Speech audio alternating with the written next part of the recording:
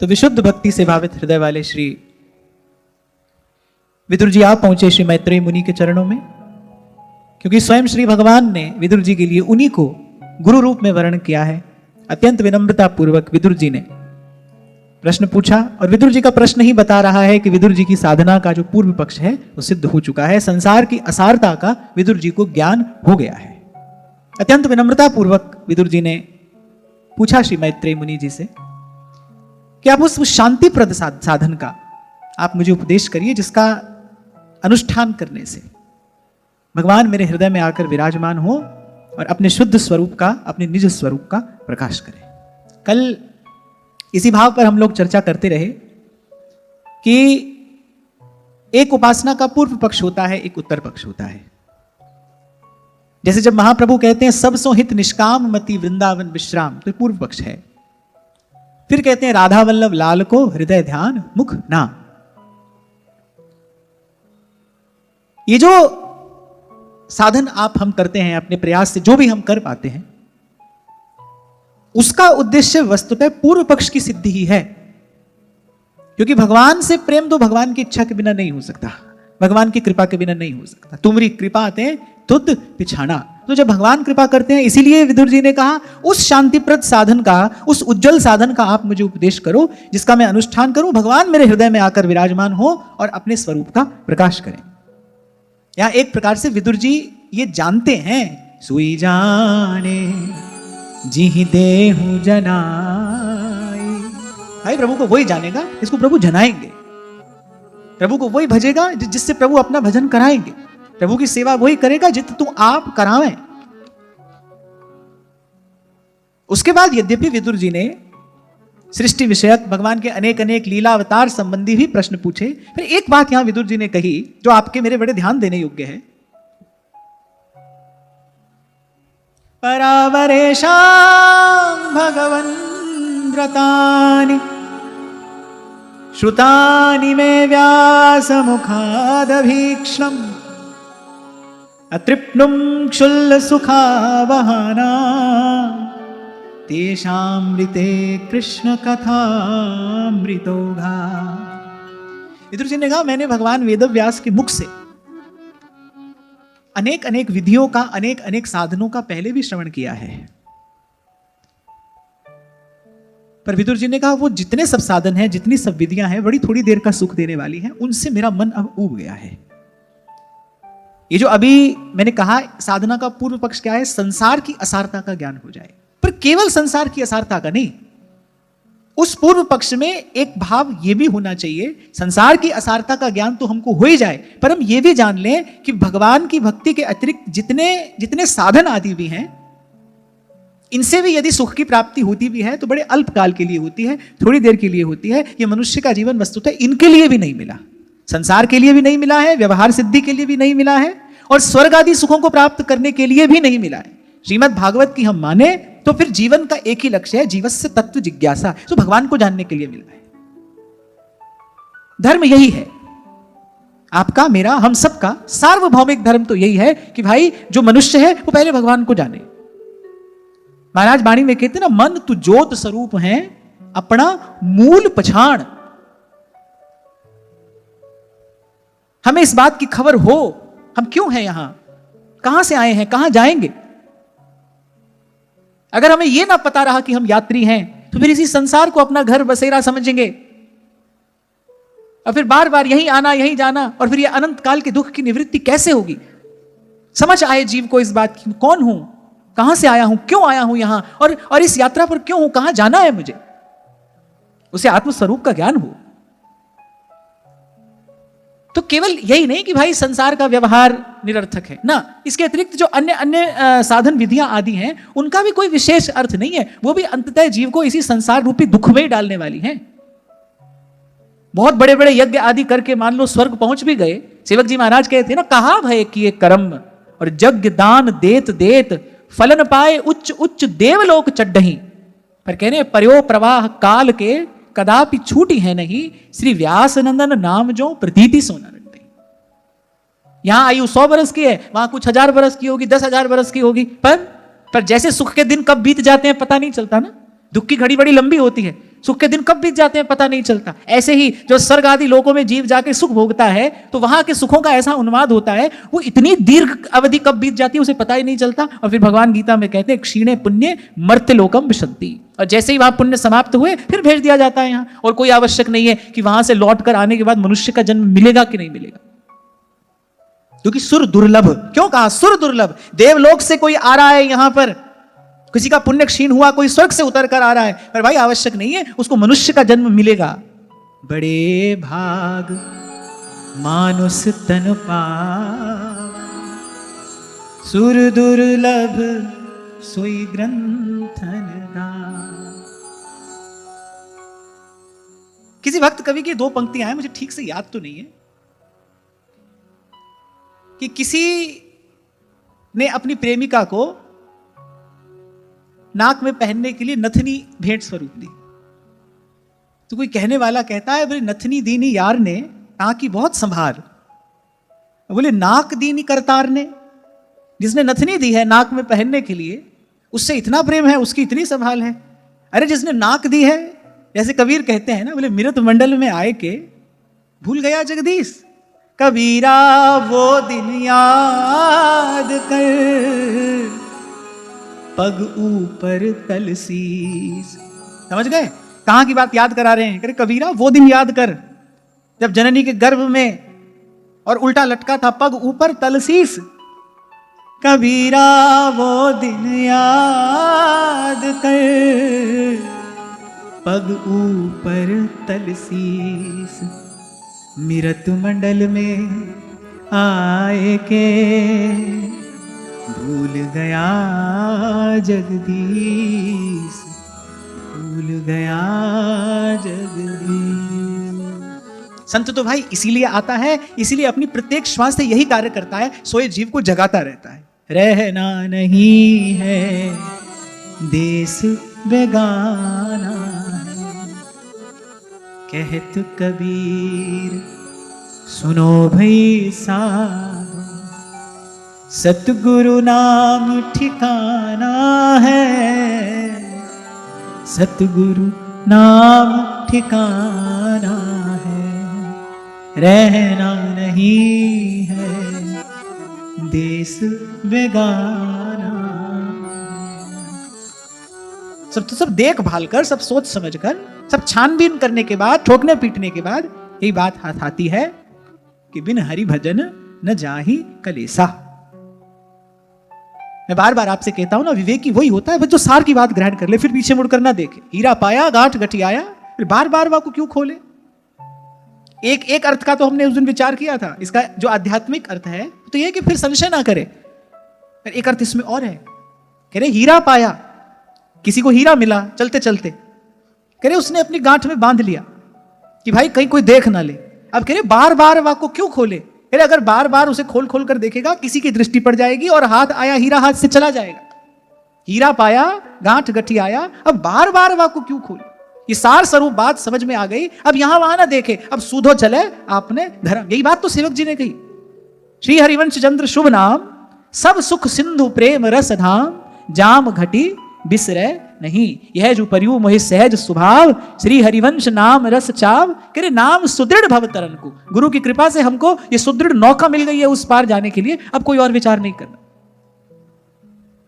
कल भी आपसे यही कह रहा था भाई, इसीलिए तो आप और मैं प्रयास कर रहे हैं ना, मन की ये जो दौड़ है ये थमे। विदुर जी ने वही साधन तो पूछा जिससे मन की दौड़ थम जाए। शांतिप्रद साधन का उपदेश करिए मुझे, क्योंकि जब तक मन शांत नहीं होगा तब तक उस तत्व का विचार नहीं कर सकता। कल विराम के क्षणों में मैंने आपसे यही कहा था ना, अशांत मन वाले व्यक्ति को कितनी भी ऊंची बात सुनाओ, उसको कितना भी ज्ञानोपदेश करो, सब व्यर्थ है, सब व्यर्थ है। शांतिप्रद साधन का उपदेश करिए, यही बात विदुर जी ने कही, इसमें रहस्य है। ये जो भी प्रयास आप हम कर रहे हैं इसीलिए तो ना, कि मन की दौड़ धूप समाप्त हो। कभी क्या स्वांग रचा मन ने, कभी क्या स्वांग रचा। सूरदास कह रहे हैं ना, काम क्रोध का पहर चोलना कंठ विषय की माल, अब मैं नाचो थक्यो गोपाल। कौन कौन सा स्वांग रच के नाचा हूं मैं इस रंगमंच पे, पर अब थक गया हूं। अब की टेक हमारी रे, लाज राखो गिरधार। और कोई बात हमारी अच्छी लगे ना लगे, पर एक बात तो अपने पास रख लो कि प्रभु के बिना कोई आपकी खबर ले नहीं सकता, और ले भी ले कोई लाभ नहीं। खबर तो वही लेगा, उसी की ओर देखो, उसी से बांधो आशा की डोर। हाँ, बड़े सुंदर शब्दों में बाई साहब अपना एक तारा लेकर कहती हैं, तुम बिन मोरी कौन खबर ले, तुम बिन मोरी कौन खबर ले, गोवर्धन गिरधारी गिरधारी रे, गोवर्धन गिरधारी।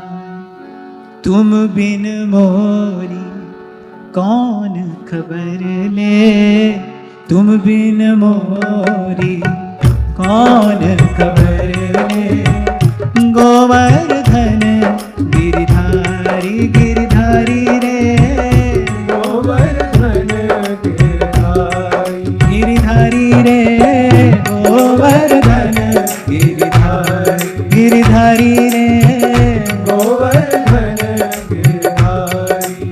तुम बिन मोरी कौन खबर ले, गोवर्धन गिरधारी। तुम बिन मोरी कौन खबर ले, गोवर्धन गिरधारी। गोवर्धन गिरधारी गिरधारी रे, गोवर्धन गिरधारी।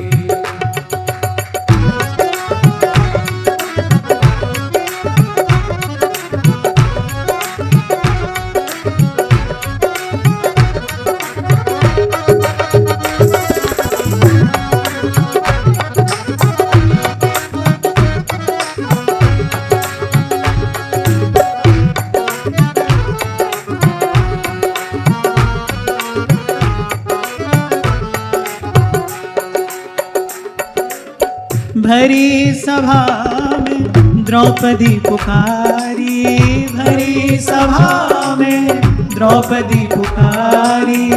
राखो लाज हमारी गिरधारी रे, राखो लाज हमारी, राखो लाज हमारी गिरधारी रे, राखो लाज हमारी। तुम बिन मोरी कौन खबर ले, गोवर्धन गिरधारी। तुम बिन मोरी कौन खबर ले, गोवर्धन गिरधारी। गोवर्धन गिरधारी गिरधारी रे, गोवर्धन गिरधारी गिरधारी रे, गोवर्धन गिरधारी।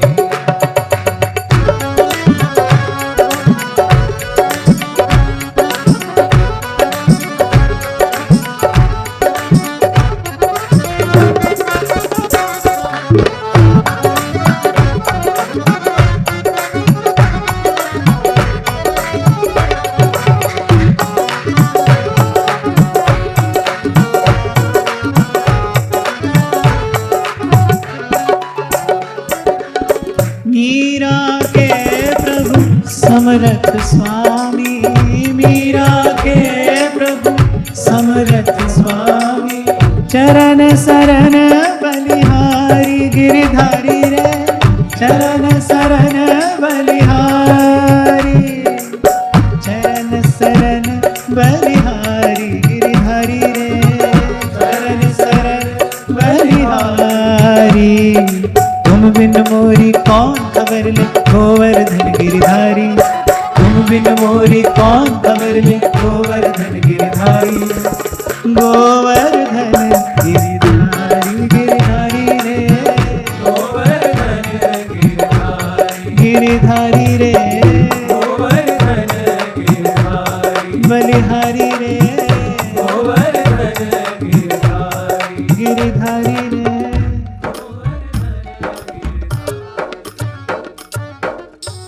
तो ये बात कह के विदुर जी ने मैत्रेय मुनि जी को यह भी स्पष्ट कर दिया कि मैं केवल संसार के व्यवहार से नहीं, मैं अन्य अन्य साधनों से भी उब गया हूं।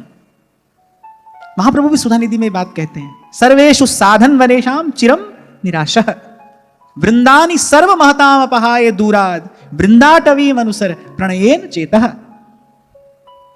कि केवल संसार के व्यवहार से ही नहीं हटना है, मन और भी लगा है कहीं, क्योंकि जन्म जन्म की ये यात्रा है भाई, जन्म जन्म के संस्कार हैं।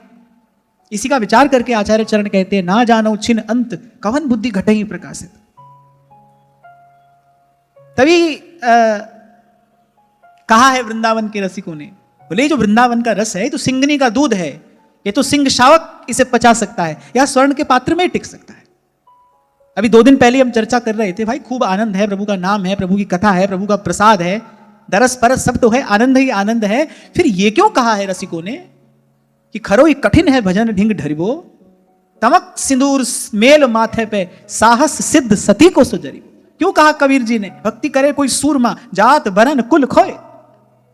हम जब ये चर्चा कर रहे थे ना कि नंद कुमार का भजन तो होता है पर सब तज नहीं हो पा रहा है, भजन तो हो रहा है पर सब छूट नहीं रहा है, उस सब में केवल संसार का व्यवहार नहीं आता है, लोक के साथ साथ परलोक संबंधी भी जो इच्छाएं हैं उन सब का भी त्याग है। अन्याभिलाषिता शून्यम आनुकूल्येन कृष्णानुशीलनम स भक्तिरुत्तमा, कि जहां नाथ रख दोगे बस वैसे मैं रहूंगा। और इसमें ये केवल मन को दी जाने वाली सांत्वना ना हो, इसमें वस्तुतः संतोष हो, इसमें वस्तुतः आनंद हो। आप देखो, इस बात का पुनः पुनः विचार करना चाहिए साधक को। साधक सदा इस बात के भाव में रहे कि मैं प्रभु की आज्ञा में हूं, मैं प्रभु की इच्छा में हूं, मेरे जीवन में जो है वो प्रभु की इच्छा से है। इसे ही कहते हैं प्रभु की ओर देखते हुए भजन करना। कहीं नहीं देखना है, ना अपनी ओर देखना है, ना कर्म प्रारब्ध की ओर देखना है, प्रभु की ओर देखना है। इस बात का पक्का विश्वास करिए, मेरे जीवन में जो हो रहा है वो मेरे प्रभु की इच्छा से हो रहा है। फिर देखिए विष अमृत बनता है कि नहीं। और तो किसी में ऐसी सामर्थ्य नहीं है जो आपकी राह में पड़े कांटे को फूल बना सके, और तो कोई नहीं कर सकता। फिर तो होनी हो के रहे। फिर एक बार प्रभु पर ऐसा विश्वास रखिए कि भाई मेरे जीवन में जो भी हो रहा है मेरे प्रभु की, मेरे इष्ट की इच्छा से हो रहा है। फिर देखना बनेगा विष अमृत। और यदि नहीं बनता है फिर भाई कहीं ना कहीं हमारे पात्र में खोट है। अगर भक्त का सुयश इस संसार में ही प्रकट ना हो तो फिर भक्ति की महिमा उजागर कैसे होगी, प्रतिष्ठित कैसे होगी। पंडरीनाथ के पुजारियों ने नामदेव जी को पीट कर निकाल दिया मंदिर से बाहर। नामदेव जी जाकर बैठ गए मंदिर के पीछे। और नामदेव जी की भक्ति क्या है? केशव के नाम का कीर्तन, यही नामदेव जी की भक्ति है। रोम रोम से विठ्ठल विठ्ठल विठ्ठला माझा पांडुरंग विठ्ठला।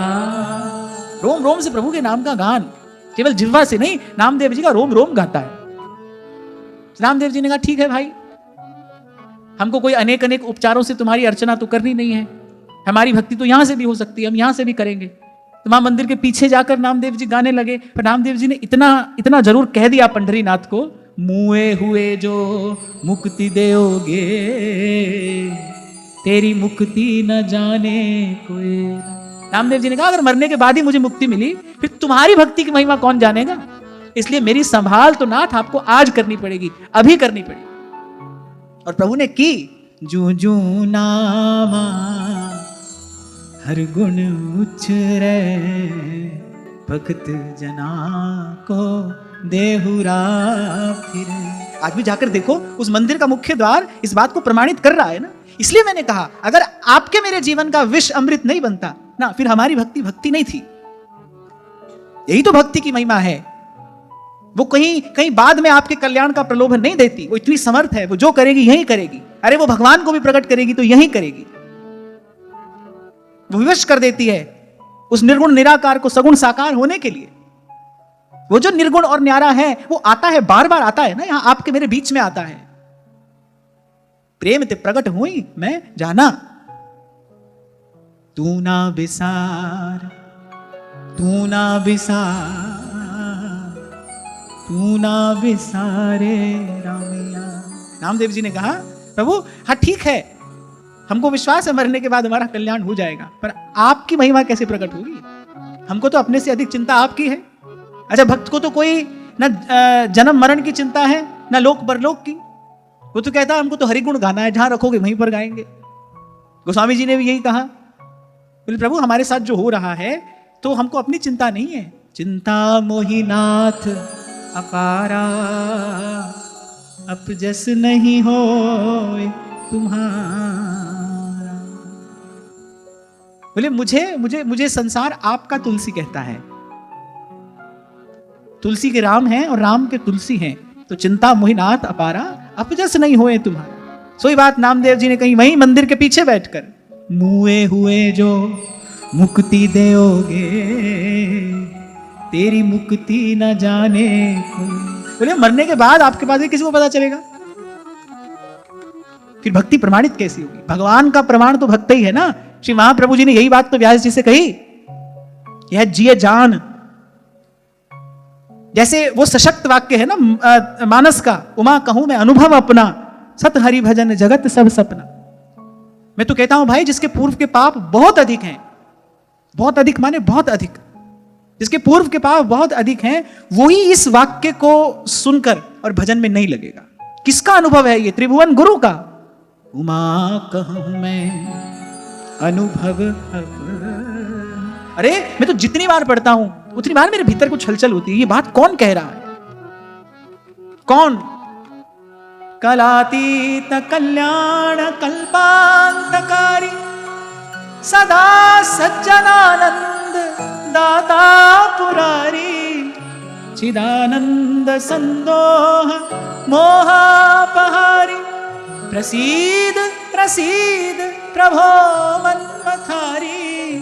निराकारम ओंकार मूलम तुरीयम गिरा ज्ञान गोतीतमीशम गिरीशम, करालम महाकाल कालम कृपालम, गुणागार संसार पारम नतोहम, गुणागार संसार पारम नतोहम, नमामि शमी शान निर्वाण रूपम, विभुम व्यापकम ब्रह्मवेद स्वरूप। शब्द का उद्गम कहां से है?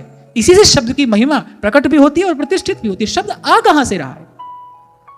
एक लबार व्यक्ति बकता रहता है, उसकी बात कोई नहीं सुनता है, पर वही शब्द कोई अनुभवी व्यक्ति कहे तो भाई उसकी बात पर तो कान और ध्यान देना चाहिए ना। मैं आपसे सत्य कह रहा हूं, मैं जितनी बार इन शब्दों का स्मरण करता हूं उतनी बार मेरे भीतर कुछ झनकृत होता है। ये बात कहने वाला कौन है? उमा कहूं मैं अनुभव अपना, सत हरि भजन जगत सब सपना। हाँ, आपको सपना ही देखते रहना है तो आपकी इच्छा है, आप स्वतंत्र हो, कर्मण्येवाधिकारस्ते। ये अधिकार तो ईश्वर ने आपको दिया ही है। आपको सपना ही देखते रहना है। आप सपने में ही करोड़पति बन के खुश हो तो रहो, पर यहां तो दुख यह है कि यहां सपने में भी सुख नहीं रहता, यहां तो स्वप्न में भी सुख नहीं है। यही बात तो विदुर जी ने कही। हमारा प्रश्न है यही, प्रत्येक जीव सुख के लिए कर्म करता है, 3 परिणाम आते हैं, सुख मिलता नहीं, दुख मिटता नहीं, दुख की वृद्धि और हो जाती है। सुख मिलता नहीं है, दुख मिटता नहीं है और दुख की वृद्धि और होती है। तो यहां तो भाई स्वप्न में भी सुख नहीं है। तो इस पंक्ति को पढ़कर, इसका विचार करके, इन शब्दों का श्रवण करके भी कोई नई भजन में लगे तो भाई वो अभागा ही है, उसका पाप बहुत अधिक है। क्योंकि तुलसी पिछले पाप ने हरि चर्चा न सुहा। विदुर जी ने बात कही मैत्रेय मुनि जी से, जिनका पूर्व का पाप बहुत अधिक है और इस कारण जो भगवान से विमुख हैं। यहीं पर आकर संतों की अकथनीय महिमा प्रकट होती है, अतुलनीय महिमा प्रकट होती है। पतित से पतित जीव पर भी संत की कृपा दृष्टि पड़ जाए तो किसी ना किसी प्रकार भाई वो सतपथ पर आ जाता है। सठ सुध नहीं सत संगति पाई।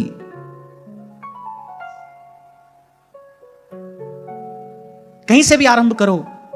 श्री महाप्रभु जी ने निश्चित रूप से व्यास जी को अधिकारी जान सार का सार और उसका भी सार प्रदान किया होगा। जय श्री हित हरिवंश प्रपंच वंश सब काल व्याल को खायो। इन 2 पंक्तियों में भी देखो, एक में पूर्व पक्ष है, महाप्रभु जी ने पहले संसार की असारता बताई, जय श्री हित हरिवंश प्रपंच वंश सब काल व्याल को खायो, फिर उत्तर पक्ष कहा यह जिय जान श्याम श्यामा पद कमल संगी सिरना।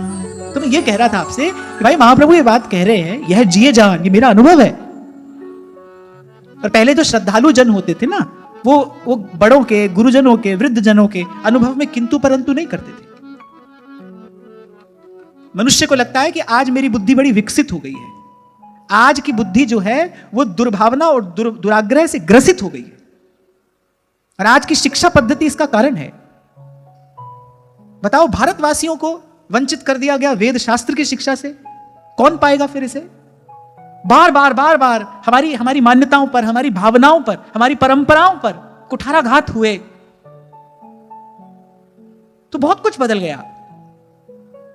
मैं तो एकांत में बैठा जब चिंतन करता हूं, विचार करता हूं, तो मुझे लगता है कि भाई वस्तुतः ये शायद माता द्रौपदी का श्राप ही था। श्री गोपालाचार्य जी महाराज ने बात कही थी कि वो अत्यंत पीड़ित मन कुछ कह तो नहीं पाया, लेकिन उस पीड़ा ने, उस वेदना ने आहत तो किया यहां की परंपरा को। नहीं तो जिस भूमि पर भगवान आकर खेलते रहे हो, जो भूमि कभी भी ऋषियों से, मुनियों से, साधु संतों से वंचित ना रही हो, उस भूमि पर ऐसा सांस्कृतिक पतन, ऐसा ह्रास, बड़ा आश्चर्य होता है। मन विचार तो करता है ना भाई, हम वहां से यहां तक आखिर आ कैसे गए? अरे सभ्यता तो छोड़िए, हम साधारण शिष्टाचार भी भूल गए। हमारे यहां के बच्चों को वेद शास्त्र की शिक्षा से वंचित कर दिया गया। कोई सोचे ना कि आप बार बार संस्कारों की बात करते हैं, संस्कारों की बात करते हैं, क्या होता है संस्कारों से? मैं आपको बताता हूं। आपके पास मोबाइल फोन है, आपको बार बार एक नोटिफिकेशन आता है सॉफ्टवेयर अपडेट का, आता है ना कि आप सॉफ्टवेयर अपडेट करिए। जब आप सॉफ्टवेयर अपडेट कर लेते हैं तो मोबाइल फोन तो वैसे का वैसा ही रहता है, लेकिन उसकी फंक्शनिंग जो है वो बढ़ जाती है। तो जो हमारे यहाँ के जो संस्कार है ना, वो संस्कार जो है वो सॉफ्टवेयर अपडेट है। हो सकता है कि स्थूल रूप से आपको कोई परिवर्तन ना दिखाई देता हो, लेकिन आपकी चेतना विकसित होती है, उज्जवल होती है, शुद्ध होती है उन संस्कारों से। और हमारे शास्त्रों के ये वचन है कि संस्कार है तो मनुष्य है, संस्कारहीन तो पशु है। जन्मना जायते शूद्रः, जन्म से तो कोई भी शूद्र ही है, वो संस्कार से ही अपने वर्णोचित धर्म और व्यवस्था को प्राप्त करता है, संस्कार से। तो ये कारण रहा, और फिर धीरे धीरे बढ़ती चली गई हमारी भावनाएं, खंड खंड हो गया हमारा मन, हमारा जीवन, और हम इतने दुर्बल हो गए। नहीं तो जिनके पास वेदों शास्त्रों का ज्ञान हो, वो तो वस्तुतः विश्व गुरु कहलाने योग्य हैं ही।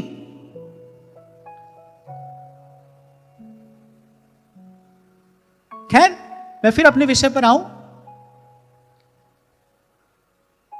तो महाप्रभु जी ने भी इन दो पंक्तियों में पूर्व पक्ष और उत्तर पक्ष कहा, अर्थात भक्ति ही भगवान का प्रमाण है, भक्ति ही भक्ति का भी विग्रह है, और भक्ति ही भगवान का भी प्रमाण भी है। तो कह मैं ये रहा था, बात कहीं से भी आरंभ हो, महिमा तो भाई संत की ही है। संत न होते जगत में जल मरता संसार, जल मरता संसार। भगवान की कृपा मूर्ति होता है संत। इसीलिए कबीर जी ने कहा, करता करे न कर सके भाई गुरु करे सो होए। ब्रह्मा जी तो क्या करेंगे? ब्रह्मा जी तो आपको आपके कर्म का फल दे सकते हैं ना, वो उसमें कुछ किंतु परंतु नहीं कर सकते। जो जस करे सो तस फल चाखा, ये विधाता का नियम है, आप पर, मुझ पर, सब पर बराबर लागू होता है। और इस व्यवस्था में अगर कोई फेरबदल कर सकता है तो करे करता करे न कर सके, पर गुरु करे सो हुए। साधु का कहा वृथा नहीं जाए। संत के शब्द ऐसे हैं, प्रकृति जिनका आदर करती है, सम्मान करती है, उसे भगवान की तरफ से ऐसी आज्ञा है। हाँ, ये बात दूसरी है, संत भगवान के विधान में हस्तक्षेप कम करता है, पर जब करता है तो उस हस्तक्षेप को भी भगवान आदर देते हैं। आप देखो, प्रेम के प्रागट्य के मूल में अगर आपको कोई घटना दिखाई देगी ना, संत का आशीर्वाद दिखाई देगा। श्री नृसिंह आश्रम जी ने कहा महाप्रभु जी के पितृचरण से कि अरे आप इतने बड़े प्रकांड ज्योतिषी हैं, आप तो जानते हैं आपके भाग्य में संतान का सुख नहीं है, पर वो वात्सल्य रस के लिए वो जो हृदय प्यासा था वो बोल पड़ा कि अरे सब कुछ अगर भाग्य का लिखा ही होता है, फिर संतों की महिमा क्या है? अब भाई संतों को अपनी महिमा प्रकट करनी पड़ी। अपना मान तले टल जाए, टलते देखा प्रबल प्रेम के पाले पड़कर, प्रभु को नियम बदलते देखा।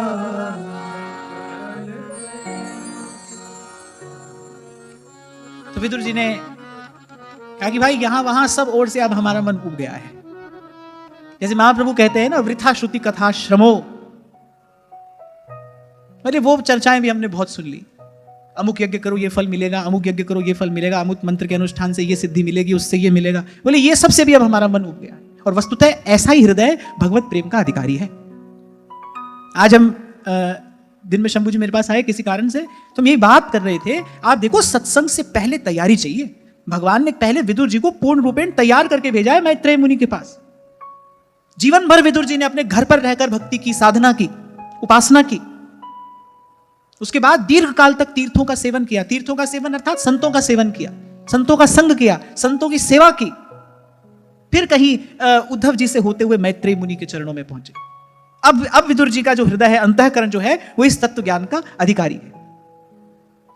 कल तभी तो मैं आपको कह रहा था, भाई ये ऐसा युग है, ये ऐसा समय है कि भक्ति का इतना साधारणीकरण हो गया, भक्ति का इतना व्यापारीकरण हो गया।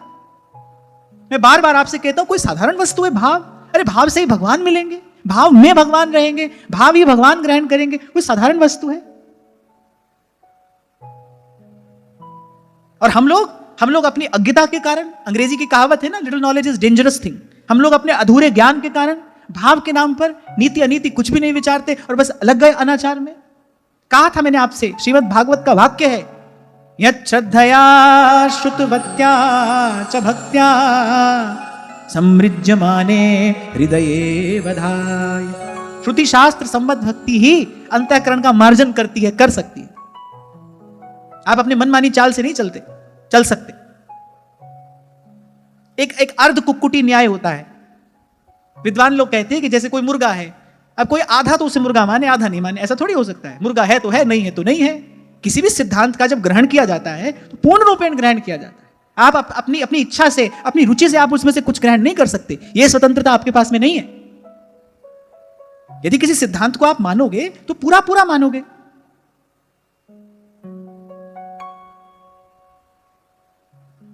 कल ही हमारी चर्चा हो रही थी, जब किसी ने पूछा कि हम वृंदावन में अकेले रहते हैं। किसी माता ने ऐसा प्रश्न पूछा कि हम वृंदावन में अकेले रहते हैं और यहां आप जब सुचिता पवित्रता के विचार की बात करते हैं तो मासिक धर्म के समय हम अपना समाधान कैसे करें। देखो भाई, वैसे अनेक बार इस तरीके के प्रश्न आते रहे हैं।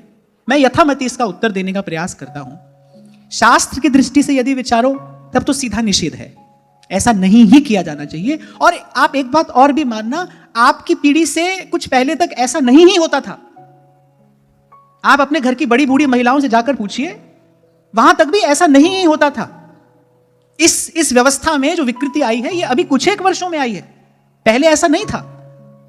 तो शास्त्र की दृष्टि से यदि इसका विचार किया जाए तो ऐसा कदापि नहीं करना चाहिए, नहीं किया जाना चाहिए। और शास्त्र की दृष्टि का हम विचार क्यों करें? क्योंकि हमारे प्रभु की आज्ञा है। भगवान ने श्री गीता जी में बात कही, तस्मात् शास्त्रम प्रमाणम ते कार्याकार्य व्यवस्थितौ। भगवान की बात का अनादर कैसे करोगे? तो शास्त्र की दृष्टि से तो ऐसा कदापि नहीं किया जाना चाहिए। अब प्रश्न ये उठता है कि हम अकेले रहते हैं तो हम क्या करें? अब भाई, आप अकेले रहते हो, आप एक साधक जीवन यहां पर व्यतीत कर रहे हो। पहले होता क्या था? संयुक्त परिवार होते थे। एक माता को यदि ऐसा कोई कष्ट हुआ तो कहीं और से सेवा और सहयोग हो जाता था। अब भाई, आप यहां अकेले रहते हो, अगल बगल से करो अपनी व्यवस्था। पर मैं तो कभी भी ये नहीं कह सकता कि ऐसी अवस्था में आप रसोई में जाओ, भोजन बनाओ और ठाकुर जी को भोग लगाओ। ना, मैं तो ऐसा कभी भी नहीं कह सकता, क्योंकि भाव के नाम पर अनाचार करने की अनुमति नहीं दी जा सकती है। अब रही भाव की बात, आपका हाथ मैला है, आपको ठाकुर जी को भोग लगाना है, पास में जल है नहीं, आप जल प्राप्त होने की प्रतीक्षा करोगे या मैले हाथ से ही भगवान को भोग लगा दोगे? अगर आपके वो बड़े प्रेमी, बड़े सुहृद भी हैं, आपका बड़ा प्रेम है भगवान से, तो भी बताओ ऐसी स्थिति में आप क्या करोगे? हाथ धोने की प्रतीक्षा करोगे या उसी मैले कुचैले हाथ से भगवान को भोग लगा दोगे? बताइए। हाथ धोने की प्रतीक्षा करेंगे ना। दूसरा उदाहरण मैं आपको देता हूं। अब मान लो एक माता को कोरोना हुआ है। माता अपने बालक से बहुत प्रेम करती है, पर ऐसी स्थिति में माता स्वयं अपनी इच्छा से बालक से दूर रहेगी क्या? क्योंकि बालक से बड़ा प्रेम है, वो इस बात की भी चिंता नहीं करेगी कि बालक को रोग हो जाए, बालक को अपने हृदय से लगा लेगी। बताओ, इस बात का उत्तर दो। क्योंकि माता जानती है, भाई इस समय यदि बालक मेरे निकट आता है तो इसमें बालक का अहित होगा। बालक के हित का विचार करके माता अपने आप को बालक से दूर रखेगी। आपका ठाकुर जी से यदि प्रेम है, आप कहते हैं जैसा, आपका यदि ठाकुर जी से प्रेम है, तो मुझे लगता है आपको ठाकुर जी के स्वरूप का विचार करना चाहिए कि भाई जो क्रिया मैं करने जा रही हूं, इससे मेरे प्रभु को कैसा लगेगा। प्रभु तो बड़े संकोची है भाई, वो नहीं कहेंगे आपसे कुछ। ये कर्तव्य, ये उत्तरदायित्व, ये जिम्मेदारी तो हमारी है ना, हमारी है। तो आप शास्त्र की दृष्टि से देखो तो ये सर्वथा निषेध है, नहीं ही किया जाना चाहिए। भाव की दृष्टि से भी अगर आप इसको देखते हो तो इसका समाधान नहीं मिलता। अब तीसरी बात मैं आपको कहता हूं, आप कहते हैं कि भाई हम 4 दिन ठाकुर जी की सेवा के बिना नहीं रह सकते। जिसका ठाकुर जी में इतना गाढ़ा प्रेम है उसकी तो मानसी भावना सिद्ध होनी चाहिए। जो प्रभु की सेवा के बिना 4 दिन रह नहीं पा रहा है उसकी तो भाई मानसी भावना सिद्ध होनी चाहिए। वो मन ही मन अपने प्रभु की आराधना करे, वो भी एक सेवा का प्रकार है। कहीं से भी आप इसको देखिए। इसी को मैं कह रहा हूं कि भाव के नाम पर हम लोग अनाचार करने लगे, मनमाना आचरण करने लगे। नहीं नहीं, ऐसा उचित नहीं है। अपवाद हर जगह पर होता है। कल ही मैंने आपसे कहा था, अब आप यदि आप मीरा जी का अनुकरण करते हैं तो भाई मीरा होकर ही मीरा की स्थिति को प्राप्त किया जाएगा। मीरा जी जैसी कसूबी साड़ी और हाथ में एक तारा तो आप ले लोगे, विष कैसे पियोगे? ये प्रश्न ही नहीं उठना चाहिए आपके मन में, ये प्रश्न ही नहीं उठना चाहिए। इसीलिए मैंने कहा आज से 20-50 साल पीछे जाकर देखो, हमारे घर की बड़ी बूढ़ी माताएं ऐसा प्रश्न नहीं पूछती थी किसी से। उनको पता था ये शिष्टाचार नहीं है, साधारण शिष्टाचार का उनको ज्ञान था। और फिर ये केवल पवित्रता की नहीं, ये तो स्वच्छता की भी बात है। ये केवल पवित्रता की बात नहीं है, ये केवल स्वच्छता की भी बात है। अब मैं एक बात आपको और कहता हूं अपनी ओर से। ले आया दुष्ट दुशासन केस पकड़ के माता द्रौपदी को उस राजसभा में। जब गांधारी आई, द्रौपदी क्या कहती है? माता मैंने ऋतु स्नान नहीं किया है, मैं आपका चरण स्पर्श नहीं कर सकती। आप देखो वो अपनी सास का चरण स्पर्श नहीं कर रही है। आप में द्रौपदी से ज्यादा भक्ति है? यदि है तो फिर आप हमसे मत पूछिए, आपके जो मन में आए सो करिए, पर अपने आप से जरूर पूछना। वो अपनी माता का चरण स्पर्श नहीं कर रही है। क्यों? क्योंकि शास्त्र कहता है मातृ देवो भव, माता में देव वास होता है। वो अपनी माता का चरण स्पर्श नहीं कर रही है। और आप भगवान के विग्रह के स्पर्श की बात करते हैं, आप मंदिर में जाकर भगवान की सेवा करने की बात करते हैं। आप बताओ। मैंने अपनी मति से जो मुझे समझ में आया मैंने आपको निवेदन किया। मैं बिल्कुल नहीं कह रहा हूं कि मेरी बात सुनना मानना, आपको जो अच्छा लगे आप करो, पर प्रश्न आया तो मैंने यथामति विचार करके इसका उत्तर दिया है। शास्त्र की दृष्टि से, भाव की दृष्टि से और पूर्वाचार्यों की परंपरा मर्यादा की दृष्टि से, पूर्व के भक्तों के आचरण का यदि हम दर्शन करें उस चिंतन की दृष्टि से, यह बात तो भाई कहीं से भी उचित नहीं है, कहीं से भी उचित नहीं है। और भूलना नहीं, इतना ही आपका प्रेम है, आप 3 दिन ठाकुर जी की सेवा के बिना नहीं रह सकते, तो भाई फिर इससे पहले, ऐसी स्थिति होने से पहले, इतना तो मैं भी जानता हूं, इतना तो मुझे ज्ञान है, गुरुजनों की कृपा से इतना मुझे अनुभव है कि ऐसी स्थिति होने से पहले व्यक्ति की मानसी भावना एक आकार ले लेती है। तो ऐसा प्रश्न होना ही नहीं चाहिए। और यह तो आपको कहा ही जाता है कि भाई ऐसी स्थिति में भी आप नाम जप कर सकते हो, आप वाणी का पाठ कर सकते हो। सिद्धांत विचार लीला में श्री ध्रुवदास जी ने कही ये बात कि कोटि भांति भावे अपरस रहो, भावे सपरस रहो, पर प्रभु को तो प्रीत की सच्चाई से काम है। अब अपने ऊपर ये अप्लाई करने से पहले देख लो प्रीत की सच्चाई हमारे पास में है। यदि है फिर तुम्हारे मन में कोई प्रश्न नहीं होना चाहिए, क्योंकि प्रेम तो कोई प्रश्न रहने ही नहीं देता। फिर आप ये प्रश्न क्यों पूछते हो? और वहां भी ध्रुवदास जी ने इतना अवश्य कहा है कि जब श्री जी की सेवा पाक करे तब जितनो आचार विचार संभव है सो करे। इतनी बात तो उन्होंने भी वहां पर कही है। और मुझे लगता है तुम मनुष्य हो, इतना भी विचार नहीं कर सकते? अरे प्रभु के लिए कैसी बड़ी बड़ी तपस्या करने वाले करते हैं, आपको 3-4 दिन बहुत बड़ी परेशानी दिखाई पड़ रही है। अरे समाधान करिए अपना। और ना मिले तो ये 2 बात जो मैंने कही वहां द्रौपदी, ये उदाहरण तो और अधिक स्पष्ट है। द्रौपदी ने कहा कि माता यहीं से मेरा प्रणाम स्वीकार करिए, मैं अपवित्र अवस्था में हूं, मैंने ऋतु स्नान नहीं किया, मैं आपका चरण स्पर्श नहीं कर सकती। वो अपनी माता का चरण स्पर्श नहीं कर रही है। तो मुझे लगता है कि इतने विचार के बाद तो सबका समाधान हो जाना चाहिए। चलो मैं अपने विषय पर वापस आता हूं। एक बार प्रभु का नाम उच्चारण कर लो।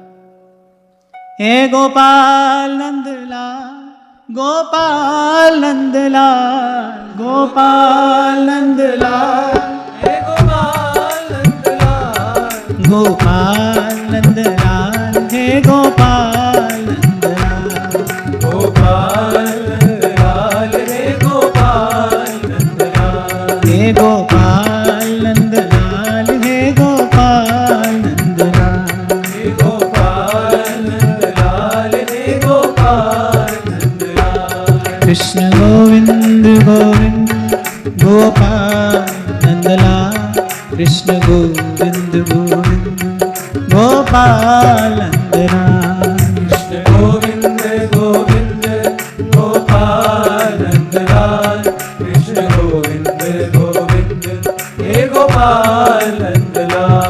कृष्ण गोविंद गोविंद गोपाल नंदलाल, कृष्ण गोविंद गोविंद हे गोपाल नंदलाल, कृष्ण गोविंद गोविंद गोपाल नंदलाल, कृष्ण गोविंद गोविंद हे गोपाल नंदलाल।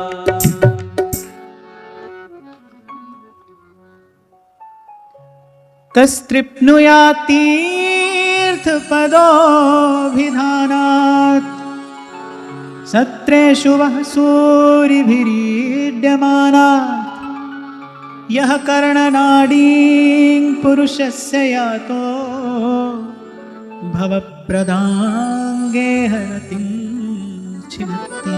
बड़ा सुंदर श्लोक है। श्री विदुर जी ने कहा वहां से तो मन उब गया, एक भगवान की कथा ही है जिससे मन कभी नहीं उब सकता। क्यों?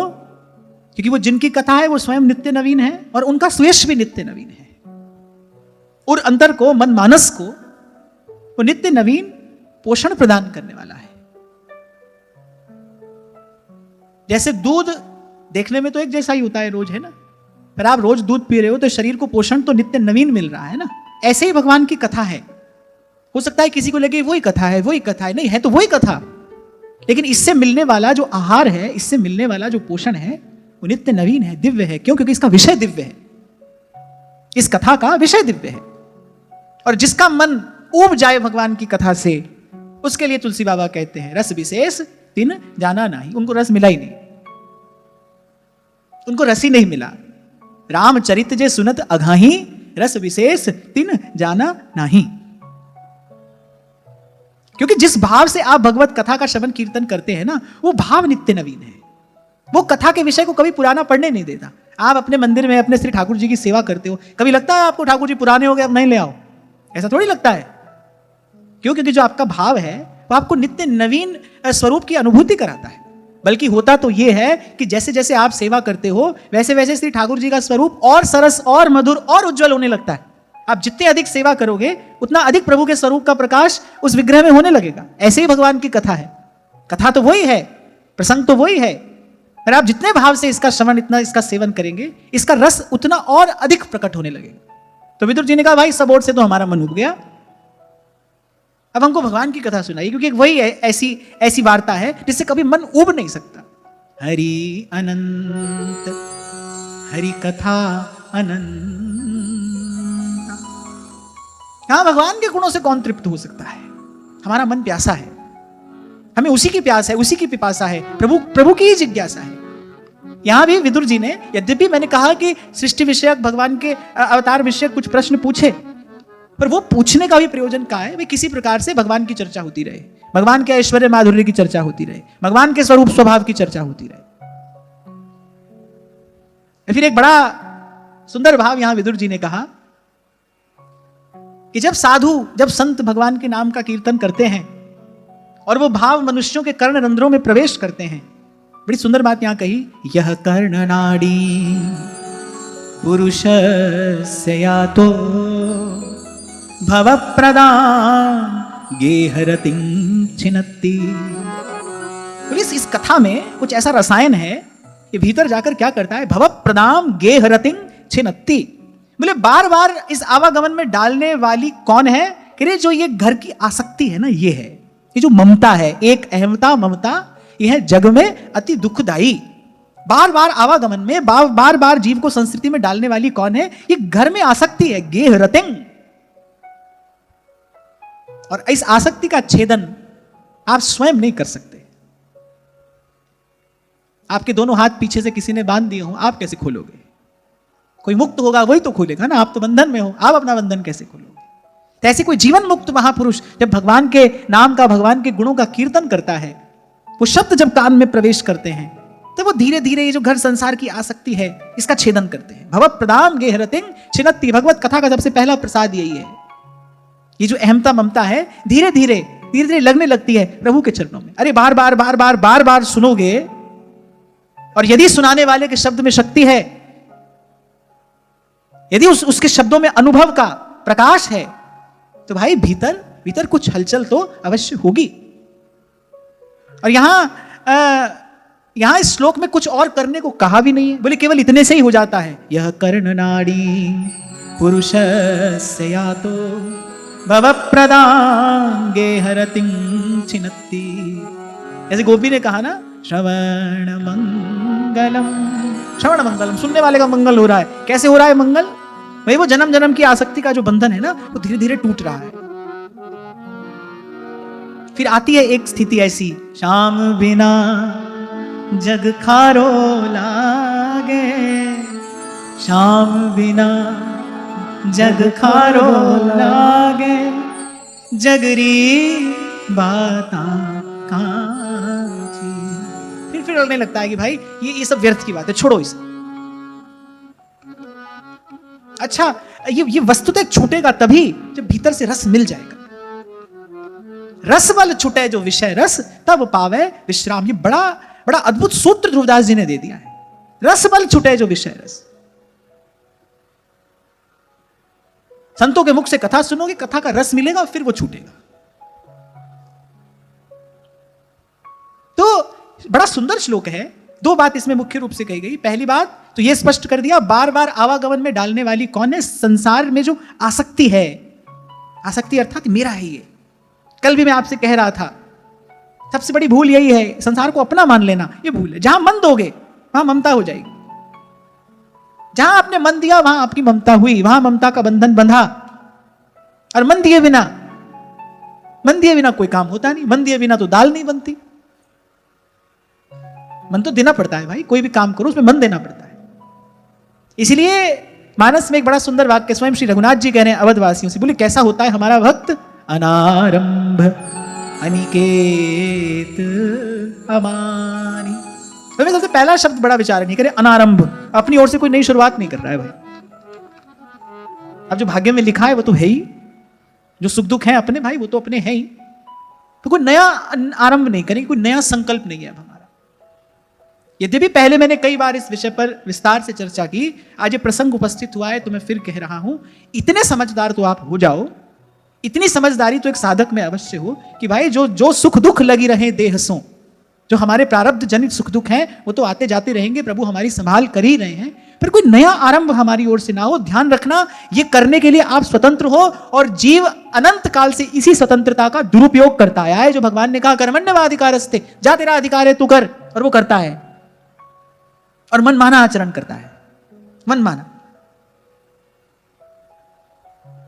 अभी जो चर्चा हमने की क्या है कि बुद्धि जो है, एक होती है पतिव्रता बुद्धि, एक होती है स्वेच्छाचारिणी बुद्धि। जैसे एक पतिव्रता स्त्री है, को कैसा भी समय कैसी भी स्थिति आ जाए पर अपने धर्म का त्याग नहीं करेगी। उल्टे प्रतिकूलता उसके चरित्र को और उज्जवल कर देगी। जैसे सोना आग में जितना तपे उतना उज्जवल होता है, ऐसे कोई यदि अपने धर्म पर है, धर्म परायण है, तो जितनी प्रतिकूलता आएगी धर्म का पालन उसको, उसके चरित्र को और निर्मल और उज्जवल कर देगा। तो एक पतिव्रता है निर्मल धर्मपरायण, जिसमें श्रद्धा का प्रकाश है। किसमें श्रद्धा? गुरुजनों में श्रद्धा, शास्त्र के वचनों में श्रद्धा। मैंने पूर्व में भी आपसे कहा था कि अब आप मुझसे पूछो कि भाई हमारे लिए शास्त्र की आज्ञा क्या है, तो मैं आपको यही कहूंगा कि हमारे गुरुजनों ने, हमारे रसिकों ने जो हमें कहा है, हमारे लिए वही आज्ञा है। और मुझे कहने में कोई संकोच नहीं है, हमारे रसिकों ने अपनी वाणियों में कहीं भी स्वेच्छाचार का पक्षपात नहीं किया है। ये महाप्रभु की जो रस रीति है, ये भी क्या है? सेवक जी महाराज जी तो कह रहे हैं, सार वेद विधि उद्धरी। प्रिया जी के चरण कहां विराजमान है? उपनिषदाम हृदय विद्योतते। महाप्रभु सुधानिधि में कह रहे हैं। तभी तो मैंने आपसे कहा भाई अधूरा ज्ञान बड़ा खतरनाक होता है। किसी बात को हमने आधा जाना और उससे भी आधा हमने माना, और अब आप मनमाना आचरण करने लगे तो कहीं नहीं पहुंचेंगे भाई।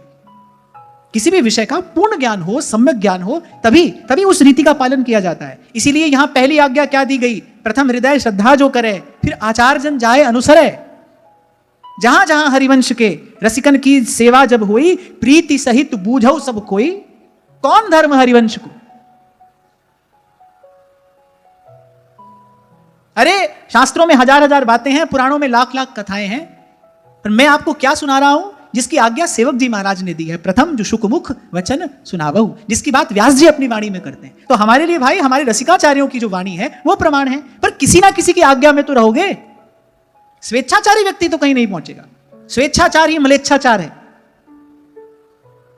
भारत भूमि की विशेषता क्या है कि यहां पर शास्त्र मर्यादा का अंकुश लगा हुआ है। थोड़ा भी संस्कारी जीव है ना, उसको पाप से भय लगता है, उसको डर लगता है। जो पुनर्जन्म में विश्वास रखता है, भाई आज करेंगे तो कभी ना कभी इसका दंड भोगना पड़ेगा। और जहां पर इस प्रकार का कोई अंकुश नहीं है, वहां जाकर देखो मानव की स्थिति क्या है, वहां जाकर देखो मानव की दुर्दशा क्या है। एक विषय भोग के अतिरिक्त कोई दूसरा चिंतन नहीं है। जो किया जा रहा है केवल शरीर का सुख भोगने के लिए किया जा रहा है। और कहा था मैंने आपसे, अध्यात्म की दृष्टि में स्वयं को देह मान लेना ही सबसे बड़ा पाप है। सारे अनर्थ यहीं से जन्म लेते हैं। आपको लगे भाई ये शरीर ही सब कुछ है, इसी को पालना है, पोसना है, इसी का श्रृंगार करना है, इसी को लाड़ दुलार करना है, अब इसके लिए जो करना हो करेंगे, फिर तो आना है ही नहीं। यहां पर कहने वाले कह देते there is only one life. No, there is not only one life. आप कौन होते हो ये कहने वाले there is only one life? आप कोई नहीं हो निर्णय देने वाले। बड़ी बड़ी लंबी यात्रा है और बहुत लंबी चल सकती है अगर आप सावधान ना हुए तो एक पतिव्रता बुद्धि है, एक स्वेच्छाचारिणी बुद्धि है। और कौन कहता है भाई धर्म का मार्ग सरल होता है? तो कठिन होता ही है। संत ही कह रहे हैं, भजन के मार्ग पर चलने वाले कह रहे हैं करो ये कठिन है, भजन ढिंग ढरिबो। आपसे साधारण शिष्टाचार का पालन करने में कठिनाई हो रही है, आप इसी को ही बहुत बड़ी समस्या मानकर बैठे हो। ये तो कुछ भी नहीं है। इसमें तो केवल आपको थोड़ी सी अपनी व्यवस्था बनानी है और तो कुछ भी नहीं करना है। कहो अपने ठाकुर जी से, क्यों रखा है आपने हमको अकेले? अब हम अकेले हैं तो भाई अब जैसा समय आया है हम भूखे रहेंगे तो तुम भी रहो। केवल अपने मंदिर में विराजमान विग्रह को ही प्रभु मानना, यह भी तो एक भूल है। रामो विग्रहवान धर्म, भगवान धर्म का साक्षात विग्रह है। ये जो सब कहा गया है ये भी तो भगवान का ही स्वरूप है। आपके मंदिर में जो आपके ठाकुर जी हैं केवल वही तो ठाकुर जी नहीं है, हरि व्यापक सर्वत्र समाना। और कैसे सेवक हो आप यदि आप सचराचर को रूप राशि भगवंत मानते ही नहीं? फिर तो आप अनन्य हो ही नहीं, फिर आपका ये प्रश्न ही बेमानी है। क्योंकि सोई अनन्य जाके असी मति न टरे हनुमंत, मैं सेवक सचराचर रूप राशि भगवंत। कल जब ये प्रश्न आया तो मैंने बड़ी देर इसका विचार किया। मैंने कहा भाई बार बार ऐसी बात आती है, इसका समाधान होना चाहिए। तो मैंने कहा शास्त्र मर्यादा की दृष्टि से, भाव की दृष्टि से, महापुरुषों के आचरण की दृष्टि से ऐसा आचरण तो कहीं से भी उचित नहीं है भाई। और मैंने कहा ये कोई समस्या ही नहीं है, ये तो आपने बनाया है इसको समस्या। ये तो प्रकृति का एक विधान है, उसका आदर करना चाहिए। अब भाई गर्मी आती है, सर्दी आती है, ऋतु आती है ना, ऐसे ही प्रकृति में ऋतु परिवर्तन होता है ना। अब उसको समस्या मानकर थोड़ी बैठ जाएंगे। जैसी ऋतु आई है वैसी व्यवस्था करनी पड़ती है। सर्दी आई है तो गर्म कपड़ा पहनो भाई। ऐसे ही स्त्री भी क्या है, प्रकृति तो है। अब अगर ऋतु परिवर्तन हुआ है तो उसके अनुकूल व्यवस्था करिए, उसको समस्या मत बनाइए, उसको प्रश्न मत बनाइए। और मैं तो एक बात और भी कहूंगा, साधु संतों से जाकर ये सब मत पूछिए, मत पूछिए। मैंने सारी बात का चिंतन करके उत्तर तो दिया, पर अंत में मुझे यह बात जरूर कहनी है। अरे बड़ी साधारण सी शिष्टाचार की बात है। साधु संतों के सामने जाकर ये गीत मत गाइए।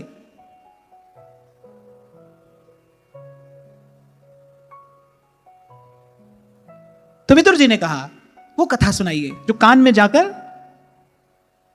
भवप्रदाम गेहरतिंग छिनत्ती, जो संसार की आसक्ति का छेदन कर देने वाली है। फिर आगे कहा मुनिर्विवक्ष भगवद् गुणाना सखापिते भारतमाह कृष्ण यस्मिन् नृणां ग्राम्य सुखानुवादै मतिर्गृहीतानुहरेः कथायां। फिर विदुर जी ने कहा कि महर्षि वेदव्यास ने भी जितना सब पुराणों में कहा, महाभारत की रचना की, कहा कि कुछ लौकिक व्यवहारिक ग्राम्य कथाओं को भी उन्होंने उसमें कहा, पर प्रयोजन एक ही है भाई, किसी प्रकार से भी जीव का मन यहां से हटकर आ जाए, प्रभु के चरणों में आ जाए। मैंने थोड़ी देर पहले कहा ना भाई, संतों का तो एक ही कार्य है, तो इसी परोपकार के लिए आए हैं किस प्रकार मोह निद्रा में सोया जीव जगे, प्रभु के चरणों में लग जाए। सा शब्दधानस्य विवर्धमान विरक्ति मन्यत्र करोति पुंसः हरेः पदानुस्मृति निर्वृतस्य समस्त दुःखात्ययमाशु धत्ते। विदुर जी ने कहा कि जब कोई कथा सुनता है सुनने लगता है, फिर धीरे धीरे क्या होता है, फिर सुनने की रुचि बढ़ने लगती है। अगर जैसे ही भगवत कथा श्रवण में आपकी रुचि हुई, वो आपको अन्य विषयों से विरक्त कर देगी। इसलिए भगवान ने श्री गीता जी में अभ्यास और वैराग्य में पहले अभ्यास को रखा। अभ्यासेन तु कौन्तेय वैराग्येण च क्रियते। अभ्यास क्या करना है? थोड़ी देर बैठकर नाम जप का अभ्यास करना है, और थोड़ी देर ऐसे ही संतों के संग में बैठकर भगवान का जो कथा प्रसंग वहां पर प्रवाहमान है, थोड़ी देर के लिए उसको श्रवण का अभ्यास करना है। श्रवण कथन सुमिरन परतीति बीति काल सब जाई। पहले पहले हमारे लिए यही अभ्यास है। आपको भगवान की कथा कहनी आती हो तो नियम से कहो, नहीं तो बैठकर सुनो और सुमिरन, भगवान नाम का स्मरण, ये अभ्यास करना है। इस अभ्यास से क्या होता है? इस अभ्यास से वैराग्य का उदय होता है। सबसे पहले तो ये भूल सुधार लेना, यदि ये भूल हमारे चिंतन में भी हो, जैसे कहने वाले कहते हैं ना, बार बार सुनने में आता है, अब हमने विरक्त वेश ले लिया है। ये कोई बाजार से मिलने वाली वस्तु नहीं है विरक्त वेश। और एक और बात मैं आपको बताऊं, क्या होता है विरक्त वेश? विरक्ति भाई आपके स्वभाव का विषय है। विरक्ति आपके भीतर का धर्म है। इसका क्या वेश होता है भाई? और अगर यदि हो तो फिर एक ही होना चाहिए, या तो अनेक अनेक वेशों का दर्शन होता है। नहीं, विरक्ति आपके स्वभाव में हो। भक्ति के दृढ़ता पूर्वक किए हुए दीर्घकालीन अभ्यास से वैराग्य का उदय होता है। और यदि कोई कर्म योगी है, फिर तुलसी बाबा कहते हैं, धर्म ते बिरति जोग ते ज्ञान मोक्ष प्रद वेद बखान। सब धर्म का पालन करोगे, क्या होगा? धर्म ते बिरति, विषय से विरक्ति हो जाएगी। जो रास्ता आपको रुचि आप चुनो, पर विरक्ति होगी, आप ले नहीं सकते कहीं से। कोई आपको विरक्ति दे नहीं सकता। हमारे गुरुजी ने हमको ये भेष दे दिया। ना गुरुजी दे सकते, ना चेला जी ले सकते। ये लेने देने का विषय नहीं है, ये भी स्वेच्छाचार है। और आजकल इसका खूब प्रचलन है। पर भगवान की वाणी है, अभ्यासेन तु कौन्तेय वैराग्येण च क्रियते। वैराग्येण च गृह्यते। अभ्यासेन तु कौन्तेय, पहले अभ्यास किया जाए। किसका अभ्यास? श्रवण कथन और स्मरण का अभ्यास। इससे वैराग्य का उदय होता है। यहां विदुर जी यही बात कह रहे हैं। कह रहे जो भगवत कथा की रुचि है, कह रहे ये जब श्रद्धालु के हृदय में बढ़ने लगती है, तब अन्य विषयों से उसे विरक्त कर देती है। अभी कुछ दिन पहले ही मैंने आपसे कहा था ना भाई, ये तो अपने जीवन का अनुभव है। कुछ चीजें कल महत्वपूर्ण थी, आज नहीं लगती। कुछ था, हमको लगता था कि नहीं भाई ये हमारे जीवन में होना चाहिए, आज उसकी कोई आवश्यकता नहीं लगती। किसकी महिमा है? ये भगवत कथा की महिमा है।